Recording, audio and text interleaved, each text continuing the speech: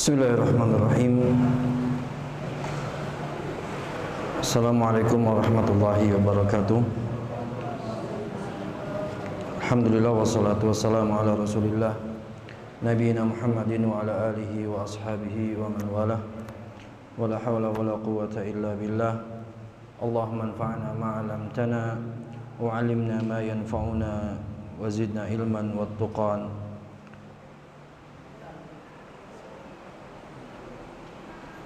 Ayyuhal ikhwah wal akhawat a'azzakumullah jami'an. Alhamdulillah, kita kembali bersyukur kepada Allah Subhanahu wa taala yang mana pada siang menjelang sore ini, pada detik ini Allah Subhanahu wa taala masih memberikan kepada kita dan melimpahkan kepada kita nikmat-Nya yang tidak henti-henti, nikmat iman, nikmat Islam yang wajib kita syukuri, dan nikmat-nikmat yang lainnya, sehingga kita bisa berkumpul, duduk di masjid, di bumi Allah, di salah satu bumi Allah, yang semoga duduknya kita di majelis ini menjadi wasilah kita semua mendapatkan rahmatnya Allah Subhanahu wa taala dan maghfirah Allah Subhanahu wa taala. Ma min qaumin majtama'a qaumun fi baitin min buyutillah yatluna ayatillah yatluna al-Qur'an wa yatadarasunahu bainahum. Tidaklah sebuah kaum duduk di salah satu bumi Allah, yaitu masjid, dan mereka membaca Al-Quran kemudian mempelajarinya, ya, kecuali turun kepada mereka rahmat Allah akan meliputi mereka, kaum tersebut. Malaikat pun akan menaunginya. Kemudian as-sakinah, ketenangan akan turun kepada mereka. Kemudian Nabi SAW menyampaikan di akhirnya wa dzakarahumullahu fi man indah, dan Allah Subhanahu wa taala akan menyebutkan nama-nama mereka di depan para malaikat. Dan ini keutamaan bagi talibul ilmi, keutamaan bagi para penuntut ilmu. Bahkan dikatakan di dalam sebuah hadis Nabi SAW, para malaikat la tadau ajnihataha ridhan li talabil ilmi. Malaikat membentangkan sayapnya untuk menaungi penuntut ilmu. Kenapa? Ridha kepada mereka, ridha apa yang mereka perbuat, yaitu dalam menuntut ilmu. Maka para ikhwah sekalian, mudah-mudahan antum, kita semua datang ke majelis ini untuk semata-mata menuntut ilmu, semata-mata untuk menuntut ilmu. Baiklah para ikhwah dan akhwat a'azakumullah jami'an, kita melanjutkan pembahasan dari hadis-hadis ahkam dari Umdatul Ahkam fi kalam khairul anam sallallahu alaihi wasallam. Dan kita kemarin sudah membahas hadis yang kelima. Kita masuk ke hadis yang keenam, yaitu hadis dari Abi Hurairah. An Abi Hurairah radhiyallahu taala anhu anna Rasulullah sallallahu alaihi wasallam qala idza syaribal kalbu fi ina'i ahadikum falyaghsilhu sab'a.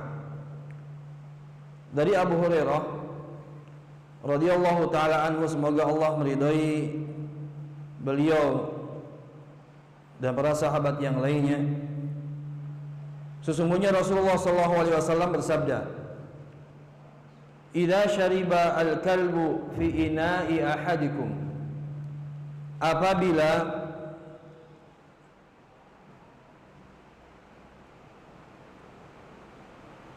anjing meminum di salah satu bejana kalian,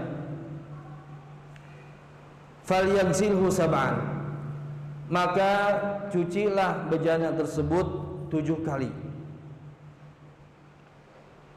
Wali Muslimin, dan lafaz dari Imam Muslim, ulahunna biturab, pertama kali cuciannya dengan tanah. Walahu fi hadithi Abdullah bin Mughaffal, dan diriwayatkan oleh Imam Muslim juga, namun dari hadis Abdullah bin Mughaffal, bukan dari Abi Hurairah. Anna Rasulullah sallallahu alaihi wasallam qala, sesungguhnya Nabi sallallahu alaihi wasallam bersabda, idza walaghal kalbu fi ina'i ahadikum, idza walaghal kalbu fil ina'i, apabila anjing meminum atau menjilat di dalam bejana, faghsiluhu sab'an, maka cucilah bejana tersebut 7 kali. Wa affiruhu ats-tsaminata biturab, dan gosoklah bejana tersebut yang ke-8-nya dengan at-turab, dengan tanah.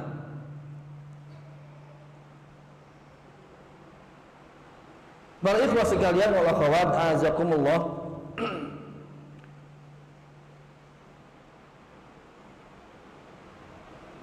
hadis ini menerangkan kepada kita bagaimana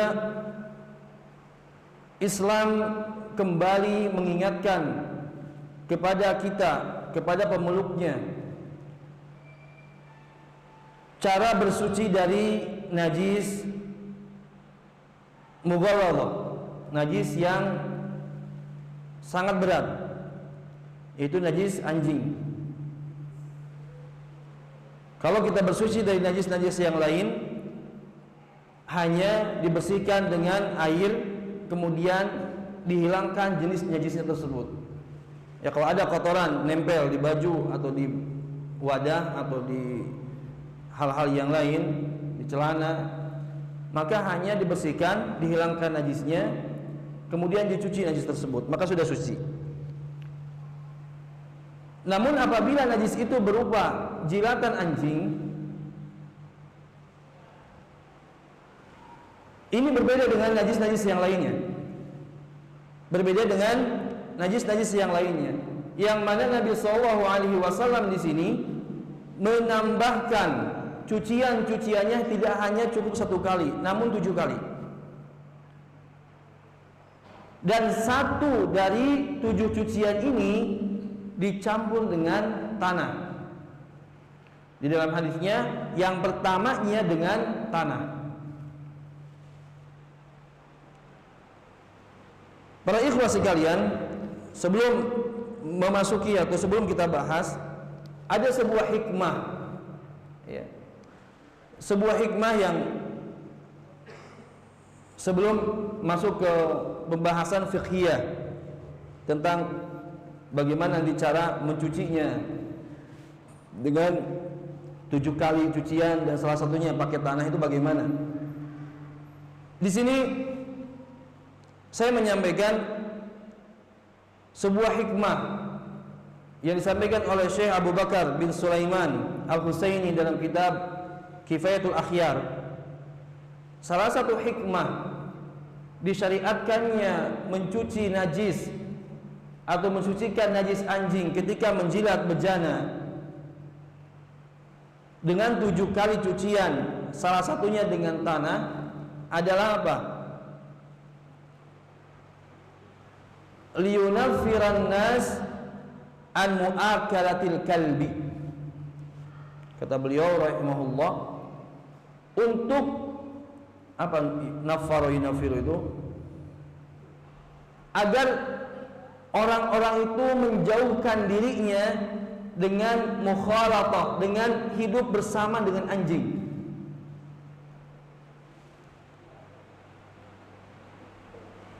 Kalau kita perhatikan para ikhwah akhwat azakumullah,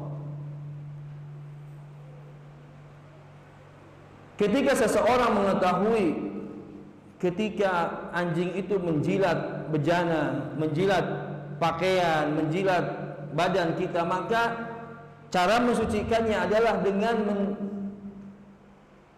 membasuh bejana tersebut atau kain tersebut 7 kali, salah satunya dengan tanah. Maka dia akan merasa risih dengan mukhalatah, dengan hidup bersamaan dengan anjing. Dan ini harus diperhatikan wabil khusus oleh kaum muslimin. Ya, kalau orang-orang non muslim tidak jadi masalah, karena mereka tidak mukallaf di sini. Tapi kalau orang muslim, yang apalagi di zaman sekarang, dengan alasan gaya, mode, ya, memelihara anjing dengan mode, dan ya tidak terlepas dari itu, maka harus memperhatikan ini. Ketika seseorang mengetahui bahwasanya apabila anjing tersebut menjilat, minum di bejana atau menjilat di kain, celana atau baju, maka apa? Cara mensucikannya dengan mencucinya 7 kali, dan salah satunya dengan tanah. Maka dia akan merasa apa? Berat untuk memelihara anjing. Dan di sini Nabi SAW menyebutkan idza walagal kalbu, tidak mengistisnakan, tidak mengecualikan mau anjing apapun, yang penting namanya anjing dari berbagai jenisnya sama. Idza walagal kalbu fi ina'i ahadikum, ya. Mau itu anjing yang kecil, anjing yang besar, anjing peliharaan, anjing liar, anjing yang anjing yang penjaga, sama semuanya. Idza walagal kalbu fi ina'i ahadikum. Kemudian hikmah yang kedua yang dikatakan oleh Syekh Abu Bakar bin Sulaiman Al-Husaini dalam kitab Kifayatul Akhyar, haramnya menjadikan atau memelihara anjing kecuali disebabkan oleh sebab-sebab syar'i. Haramnya memelihara anjing kecuali dengan hal yang dibolehkan. Apa bahasanya? Maksudnya singkatnya, tidak boleh memelihara anjing kecuali dengan syarat. Dan syarat ini dibolehkan di dalam syariat. Yang pertama apa? Ketika dia butuh memelihara anjing untuk menjaga tanamannya. Yang kedua, ketika dia memelihara anjing untuk menjaga hewan ternaknya, ya. Kemudian ketika memelihara anjing untuk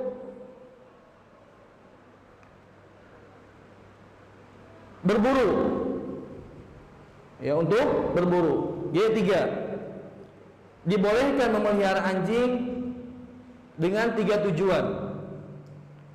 Yang pertama, menjaga hewan ternak, menjaga tanamannya, dan yang ketiga untuk berburu. Sebuah hadis yang diriwayatkan oleh Imam Muslim, man ittakhadha kalban illa masyiyatan aw saydan aw zar'an yantaqisu min ajrihi kulla yawmin qira aw yuntaqasu min ajrihi kulla yawmin qira. Barang siapa yang memelihara anjing kecuali dengan tujuan untuk menjaga hewan ternak, illa masyiyatan aw saidan, atau untuk menjaga illa masyiyatan, atau kecuali untuk menjaga hewan ternak, aw saidan, atau untuk berburu, aw zar'an, atau untuk menjaga tanaman, maka dikurangi dari pahalanya setiap hari seukuran qirat. Apa itu qirat? Qirat itu apa? Misla Uhudi, misla Jabal Uhud. Seperti Jabal Uhud, Gunung Uhud, kata Rasulullah SAW. Kalau seseorang itu memelihara anjing tanpa ada tujuan syar'i yang tiga ini, maka pahalanya setiap hari dikurangi itu. Dikurangi dari pahalanya setiap hari 1 qirat. Hadisnya sahih, diriwayatkan Imam Muslim. Dan ini menjadi perhatian yang sangat bagi kita semua. Tidak berlalai-lalai, tidak meremehkan tentang perkara memelihara anjing ini. Bahkan dikatakan di dalam hadis yang lain, yang memelihara anjing tidak dimasuki oleh malaikat rahmat. Yang di dalamnya ada anjing dan gambar. Tidak masuk ke rumah tersebut malaikat rahmat. Dan ini menunjukkan terhadap haramnya memelihara anjing. Haramnya memelihara anjing, kecuali dengan tidak perkara ini. Para ikhwah wal akhwat azakumullah jami'an. Tadi itu faidah ya, faidah dari hikmahnya kenapa Nabi SAW mensyariatkan, atau dalam Islam ini disyariatkan membersihkan, mensucikan najis dari jilatan anjing itu dengan 7 kali cucian, dan paling pertama cucian tersebut dibarengi dengan tanah. Itu dikatakan oleh Syekh Abu Bakar bin Sulaiman Al-Husaini dalam kitab Kifayatul Akhyar. Kita melanjutkan ke faidah fiqhiyahnya.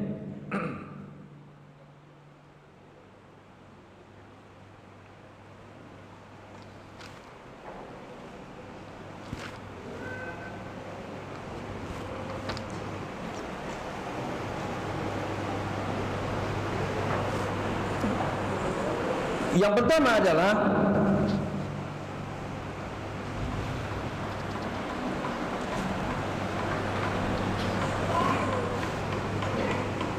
dari faidah hadis ini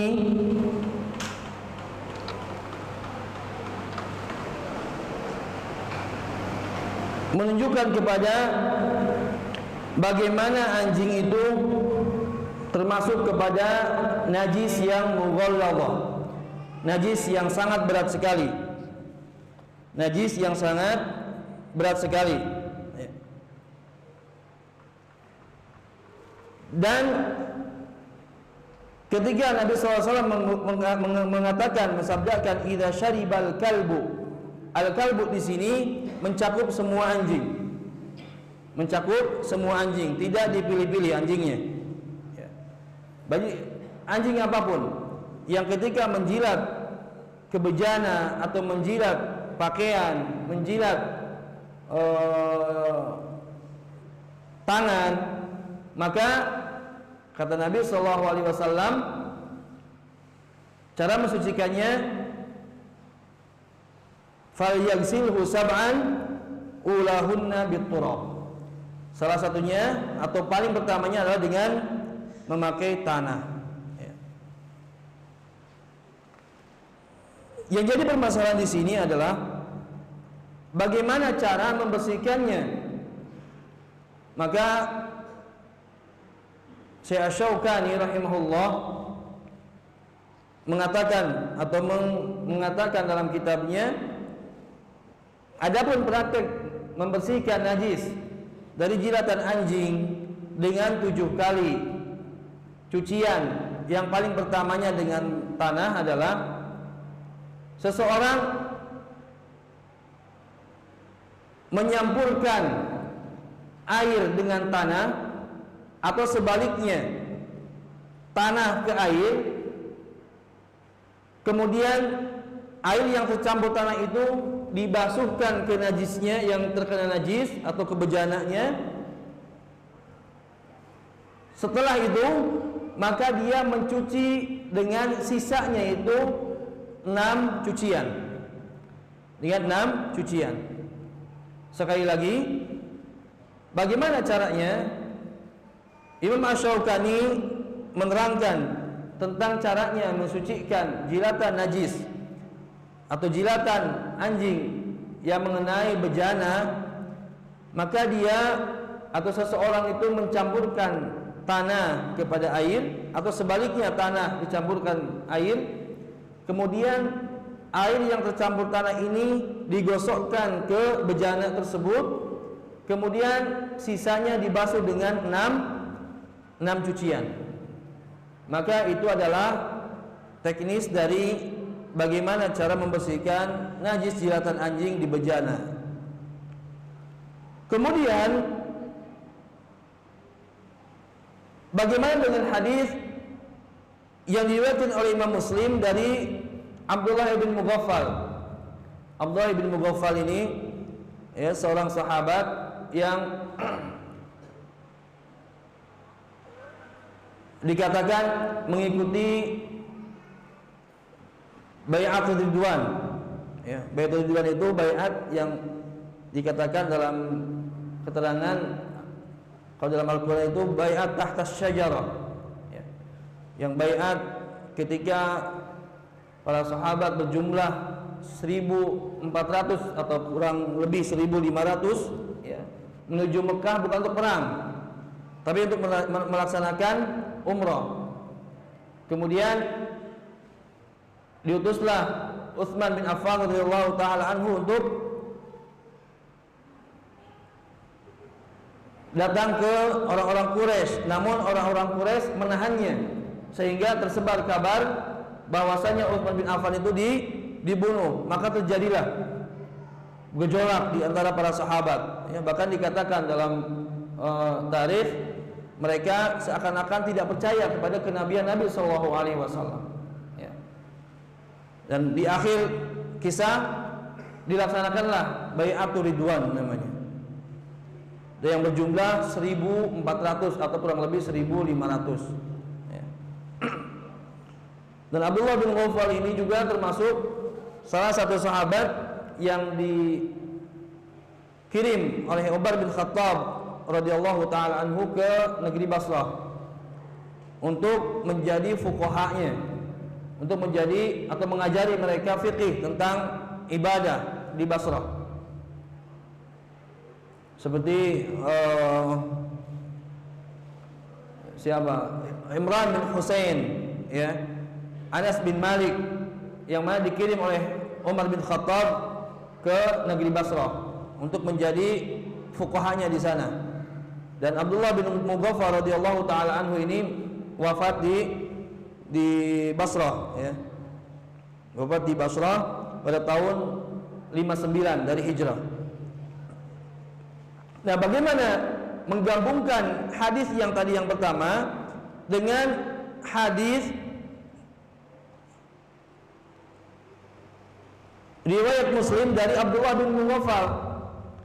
Kalau tadi dikatakan idza syaribal kalbu fi ina'i ahadikum falyaghsilhu sab'an, untuk apabila anjing menjilat atau minum di bejana kalian, maka cucilah dengan 7 kali cucian, basuhlah dengan 7 kali basuhan, dan ditambahkan ulahunna biturab, paling pertama cuciannya dengan tanah, dibarengi dengan tanah. Bagaimana menggabungkan dengan wa'affiruhu atsaminata biturab, fagsiluhu sab'an wa'affiruhu atsaminata biturab, basuhlah 7 kali basuhan dan gosok yang ke-8-nya dengan tanah. Para ulama di sini dan di antaranya Ibnu Hajar rahimahullah menerangkan dalam menggabungkan hadis yang sepertinya berbeda dalam konteksnya, dalam nasnya, maka dikatakan bahwa yang dimaksud wa'afiruhu ats-tsaminata, maka gosoklah yang ke-8-nya dengan turab, itu seakan-akan Nabi SAW membedakan antara membasuh dengan air dan tanah, itu dibedakan sehingga seakan-akan tanah itu menjadi yang ke-8-nya, menjadi yang ke-8-nya.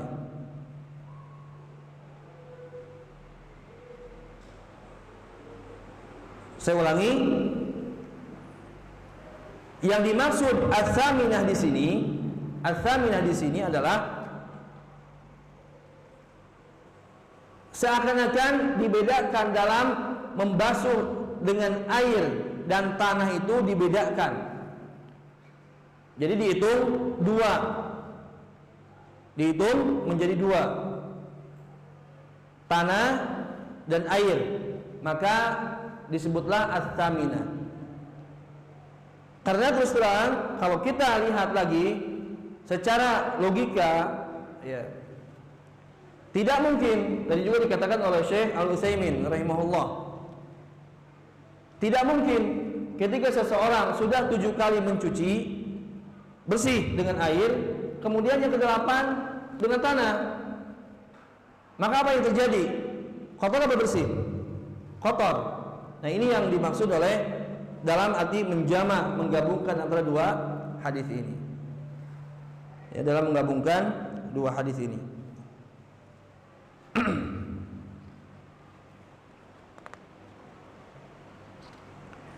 Kemudian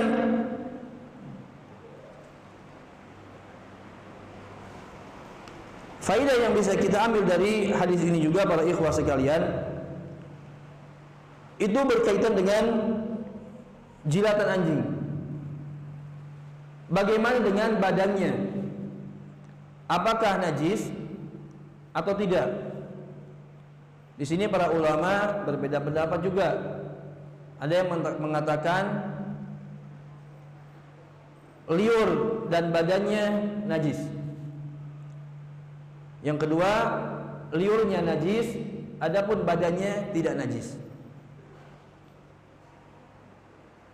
Yang ketiga, liur dan badannya tidak najis dua-duanya. Dan pendapat yang dilihat paling kuat adalah liurnya najis. Adapun badannya, ketika dia badannya, bulunya kering, maka tidak najis. Adapun ketika bulunya basah, maka itu adalah najis. Dan pendapat ini dipilih oleh Al-Alamah Muhammad bin Shalih Al-Utsaimin, ya, dan jumhur ulama yang mengatakan bahwa air liur anjing najis dan badannya juga ikut najis ketika basah, ya, ketika basah. Maka bisa dilihat dari fatwa Nurul Ad-Darb, fatwa Syekh Shalih Al-Utsaimin. Para ikhwah sekalian yang dirahmati Allah Subhanahu wa taala,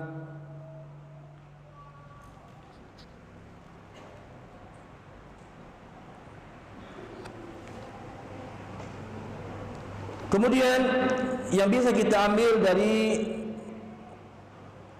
faidah yang kita bisa ambil dari hadis ini adalah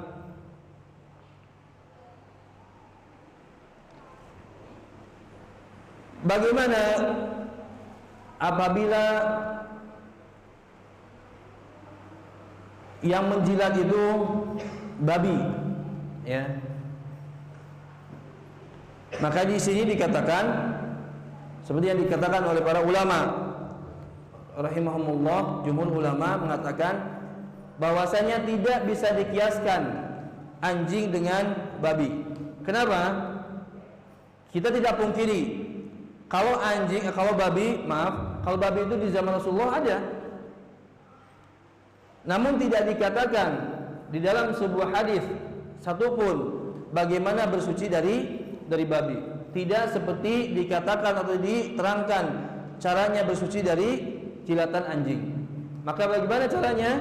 Caranya seperti mensucikan najis biasa, menghilangkan apa? Jenis najisnya dan dicuci dengan air. Ya, tidak harus 7 kali cucian, kemudian salah satunya dengan tanah. Itu yang dikatakan oleh para ulama rahimahumullah. Kemudian yang bisa kita ambil juga dari hadis ini adalah apakah selain tanah, ya, dan tentunya di zaman sekarang zamannya sudah modern, ada pembersih, kemudian bahan-bahan kimia, sabun. Apakah tanah itu cukup mewakili dari kegunaan sabun? Apakah cukup mewakili dari tanah? Kita katakan tidak bisa mewakili.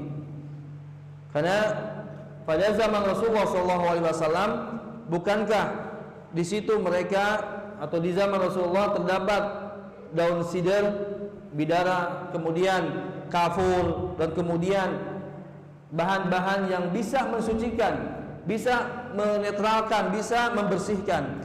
Namun Nabi SAW mengatakan ulahunna bitturab. Dan para ikhwah sekalian, disinilah bagaimana hikmahnya agama atau beragama Islam, syariat Islam. Kalau kita lihat dan kalau kita membaca bagaimana para peneliti ketika meneliti kenapa Nabi SAW itu mensyariatkan membersihkan jilatan anjing itu dengan tanah. Ternyata di dalam tanah ada unsur yang bisa mematikan bakteri-bakteri yang ada di mulut anjing. Dan itu subhanallah bisa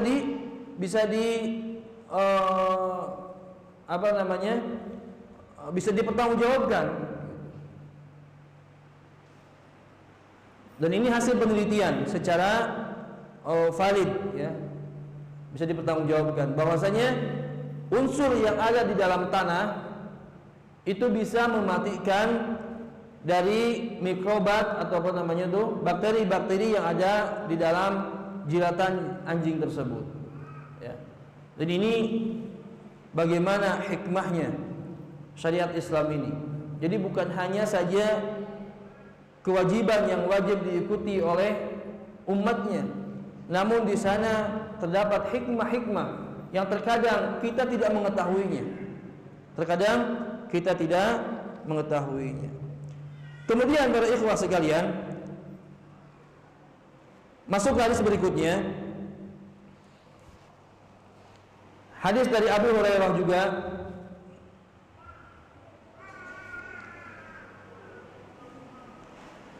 Hadis dari Abu Hurairah radhiyallahu taala anhu, semoga Allah meridainya. Anna Rasulullah sallallahu alaihi wasallam qala, Nabi sallallahu alaihi wasallam bersabda, sesungguhnya Nabi sallallahu alaihi wasallam bersabda, la yabulanna ahadukum fil ma'id daimi alladhi la yajri. Tidaklah atau jangan sekali-kali dari kalian atau dari salah satu kalian kencing di air yang menggenang, yang tidak berjalan, yang tidak mengalir, kemudian dia mandi di dalamnya. Summa yaghtasilu fi la yabulanna ahadukum fil ma'id daimi alladhi la yajri summa yaghtasilu fi. tidak atau janganlah salah seorang dari antara kalian yang kencing di air yang menggenang tidak mengalir, kemudian dia mandi di dalamnya. Wali Muslimin, dan hadis diriwayatkan oleh Imam Muslim dari Abu Hurairah juga, la yaghtasilu ahadukum fil ma'id daimi wa huwa junub. Jangan mandi, jangan sekali-kali kalian mandi di air yang menggenang sementara kalian dalam keadaan junub. Ya. Dua hadis ini yang riwayat Muslim dan Abu Hurairah dan riwayat Imam Muslim secara tersendiri menyampaikan kepada kita bagaimana syariat Islam ini juga menjaga umatnya dan memberitahukan kepada umatnya bagaimana cara bersuci atau adab mandi. Bahwasanya di sini dikatakan tidaklah seorang di antara kalian buang air kecil di air yang menggenang dan dia tidak mengalir, kemudian dia mandi di air tersebut. Dan ini tentunya banyak hikmah yang kita pelajari dari hadis ini. Karena sesungguhnya air atau air kencing itu adalah air kotoran. Ketika dia buang kotoran tersebut di air yang menggenang tidak mengalir, maka air tersebut akan tercampur dengan kotoran tersebut. Dan ketika seseorang mandi di air tersebut bisa menyebabkan sakit. Ya. Dan bagaimana ini menunjukkan kepada syumuliyahnya syariat Islam yang menjaga pemeluknya untuk menjaga kesehatannya. Ya. La yabulanna ahadukum fil ma'id daimi alladhi la yajri thumma yaghtasilu fihi. Dalam riwayat lain, thumma yaghtasilu minhu. Kalau yaghtasilu fihi itu mandi, nyebur di dalamnya. Kalau yaghtasilu minhu dengan apa? Dengan mengambilnya, menciduknya dari bejana tersebut. Itu yaghtasilu minhu. Nah, hadis atau faedah yang bisa kita ambil dari hadis ini para ikhwah dan akhwat, apakah air ini hanya terbatas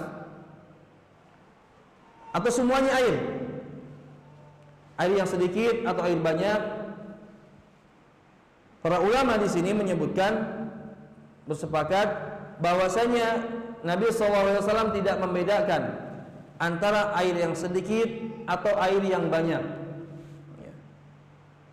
Air yang sedikit atau air yang banyak, baik itu air yang lebih sedikit dari 1 kula atau 2 kula.